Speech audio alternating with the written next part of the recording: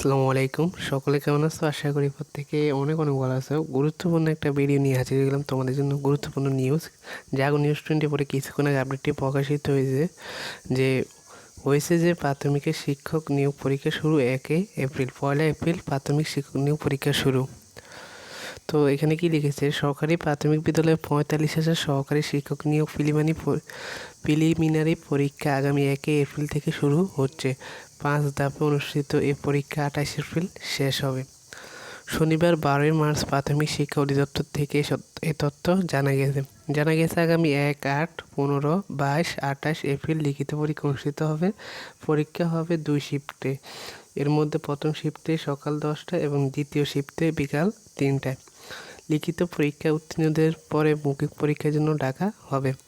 এর আগে গত বৃহস্পতিবার দুপুরে প্রাথমিক ও গণশিক্ষা মন্ত্রণালয়ের সভাকক্ষে প্রাথমিক ও গণশিক্ষা প্রতিমন্ত্রী মোহাম্মদ জাকির হোসেনের সভাপতিত্বে অনুষ্ঠিত সভায় আগামী এপ্রিলে পরীক্ষা নেওয়ার সিদ্ধান্ত হয়। এপ্রিলের মধ্যে পরীক্ষা নেওয়া শেষে উত্তীর্ণ পরীক্ষার্থীদের জুলাই মাসের মধ্যে নিয়োগ দেওয়া হবে বলে জানানো হয়।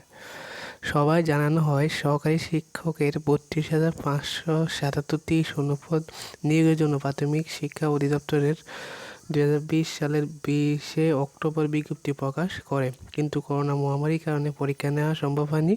ইতিমধ্যে অবসরজনিত কারণে আরও 10,000-এরও বেশি সহকারী শিক্ষক পদ শূন্য। এতে বিদ্যালয়গুলোতে শিক্ষক সংকট দেখা দিয়েছে।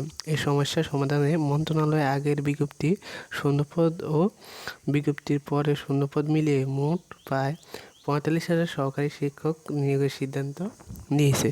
তো এটাই ছিল সকলের জন্য গুরুত্বপূর্ণ একটা আপডেট। যারা প্রাইমারি প্রাথমিক শিক্ষক নিয়োগে পরীক্ষা দিবে, প্রাথমিকে চাকরি করতে ইচ্ছুক প্রাথমিক বিদ্যালয়ে, তাদের জন্য তাদের পরীক্ষা হবে 1 এপ্রিল থেকে শুরু হবে।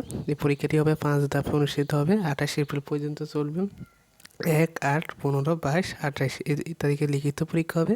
লিখিত পরীক্ষায় টিকলে, উত্তীর্ণ হলে আবার মৌখিক পরীক্ষার জন্য ডাকা হবে।